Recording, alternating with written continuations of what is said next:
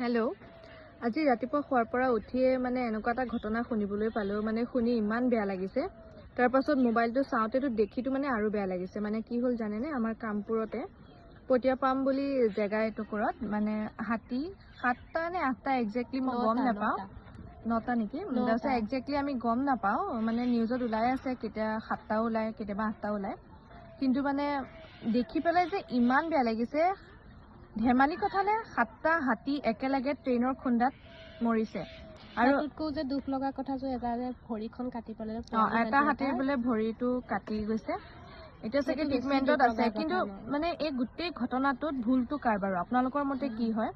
কাৰণ কিবা এটা ঘটনা হ'বলৈ গ'লে কাৰোবাৰ না কাৰোবাৰ কিবা এটা ভুল হ'ব লাগিব। ভুল নোহোৱাকেতো কোনো ঘটনা এটা সংঘটিত নহয়, হয়নে নহয়?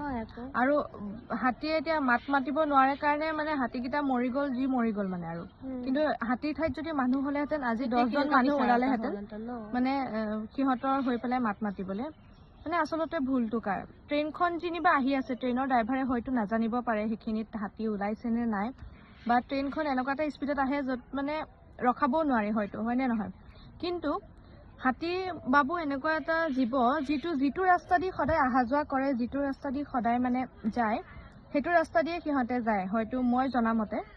আৰু মানে কি, যিটো ৰাস্তা সিহঁতৰ চিনাকি সেইটো ৰাস্তা দিয়ে সদায় পাৰ হয়। আৰু যিহেতু কামপুৰত এনেকুৱা ঘটনা আজি কেইবাবছৰ আগতেও হৈ গৈছে, আৰু সেইখিনিত হাতী ওলাই এনেকুৱা টাইমত, যিহেতু চব মানুহে জানে, জানাৰ পাছতো ইমান অসাৱধানতা কিহৰ কাৰণে? সম্পূৰ্ণ প্ৰশাসনৰ দায়িত্ব থাকিব মানে এইটো মোৰ মতেতো এই ভুলটো সম্পূৰ্ণ ফৰেষ্ট ডিপাৰ্টমেণ্টৰ।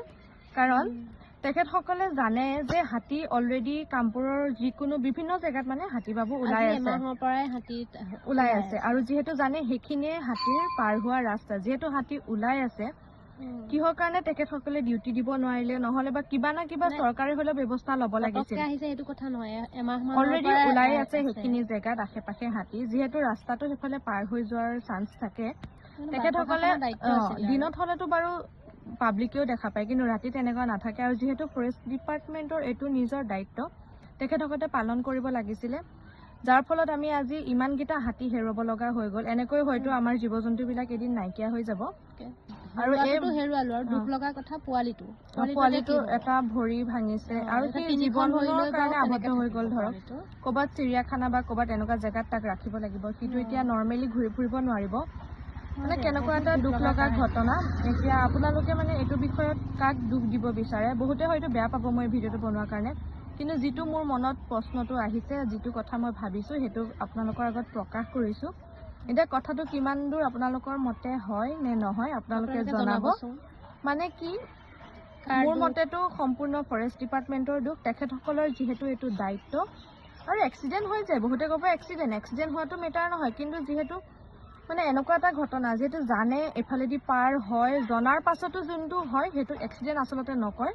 আৰু মানে কি পটককে আজি বোলে আহিছে হাতীখিনি, সেইটো নহয়। অলৰেডি কামপুৰত যেতিয়া খেতি চপোৱা সময়ত কামপুৰত য'ত ত'ত হাতী ঘূৰিয়ে ফুৰে, সম্পূৰ্ণ দায়িত্ব আৰু এটা মানে অতখিনি হাতী একেলগে ঢুকুৱাটো মানে এইটো একদম বহুত ডাঙৰ ঘটনা। আৰু আপোনালোকৰ মতে কি আপোনালোকে জনাব, আৰু মোৰ ইমানখিনিয়ে ক'ব লগা আছিলে।